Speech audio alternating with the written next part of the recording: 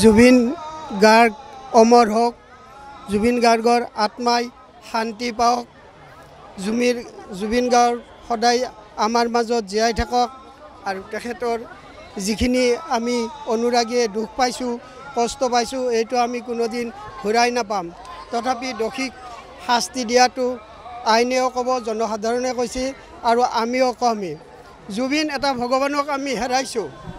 মই জুবিনৰ বিয়াৰ পাৰ্টি খাব গৈছিলোঁ, কিন্তু মই তেতিয়া জনা হোৱা নাছিলোঁ যে এজন আমি ভগৱান পাইছিলোঁ আৰু ভগৱানৰ মই বিয়া খালোঁ বা ভগৱানৰ লগত মই হেণ্ডশ্বেক কৰিছিলোঁ, হাত মিলাইছিলোঁ। তেখেতৰ দেউতাক মোহিনী মোহন বৰঠাকুৰে তেখেতক মোৰ পৰিচয় কৰি দিছিল যে এইজন তোমাৰ দাসখুৰা হয়। এনেকৈ এতিয়া মই উপলব্ধি কৰিছোঁ জুবিনৰ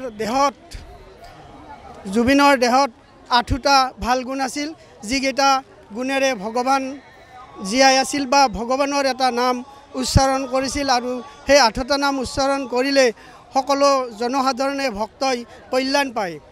সেই নামকেইটা হৈছে অচ্যুত কেশৱ বিষ্ণু হৰি সত্য জনাৰ্দন হংস নাৰায়ণ। এইটো অচ্যুত তেখেতৰ এটা লক্ষ্য আছিল যে অচ্যুত, তেখেতৰ এটা চ্যুত আছিল কি গান গোৱা। এইটো গান গোৱা এটা লক্ষ্য আছিল জীৱনৰ, অন্য লক্ষ্যবিলাক খুবেই কম আছিল। গান লিখা, গান গোৱা এইটো আছিল, এইটো এটা ভগৱানৰ গুণ। অচ্যুত কে হ'ব তেখেতে, মোৰ অনুভৱ হয় তেখেতে ভাবিছিল যে কে হ'ব মানে মৰাৰ পিছত কি হ'ব, কে মানে কি হ'ব মানে যেতিয়া হটো হয়, এইটো কে হ'ব হয়। এই গুণটো তেওঁৰ আছিল। তেওঁ অধ্যয়ন কৰিছিল, তেওঁ কল্পনা কৰিছিল যে তেখেতে মৰাৰ পিছত জীৱটো কি হ'ব, তেওঁ অধ্যয়ন কৰিছিল। সেইকাৰণে এই এটা ভগৱানৰ নাম কেশৱ তেওঁৰ গাত আছিল। আমি সকলোৱে গম পাইছোঁ যে তেখেতৰ অধ্যয়নত এইটো আছিল, ভগৱানৰ গুণ আছিল। অচ্যুত কেশৱ বিষ্ণু আছে, তৃতীয় নামটো হ'ল বিষ্ণু ভগৱানৰ।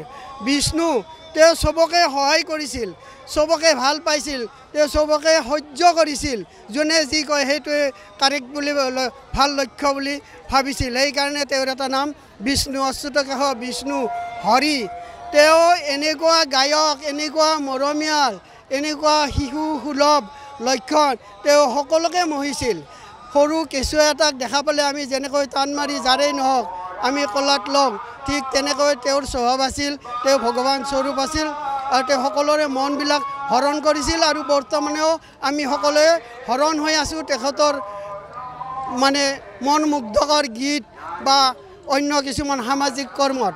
ঠিক তেনেকৈ আমি অচ্যুত বিষ্ণু হৰি সত্য, যেতিয়া তেওঁৰ সকলোবিলাক হৰণ হৈছিল, তেওঁ সত্য নামটো ল'ব পাৰিছিল। জুবিন গাৰ্গ প্ৰভুৰ ক্ষেত্ৰত এজন প্ৰভু, সত্য গুণটো তেওঁৰ আছিল। তেওঁ সঁচাকৈ চবকে সঁচা বুলি ভাবে, নিজেও সঁচাকৈ আনকো সঁচা বুলি ভাবি এনেকৈ বহু ভাল বেয়া মানুহৰ লগত চলিছিল আৰু ভালবিলাকেতো তেখেতক ভাল বুলিয়ে গণ্য কৰিছিল। অচ্যুত কেশৱ বিষ্ণু হৰি তেখেতে চব হৰণ কৰিছিল, সকলোৰে দুখ হৰণ কৰিছিল। অচ্যুত কেশৱ বিষ্ণু হৰি সত্য জনাৰ্দন, তেওঁ জনাৰ্দন নামটো ভগৱানে পাইছিল, সকলোকে দান কৰিছিল।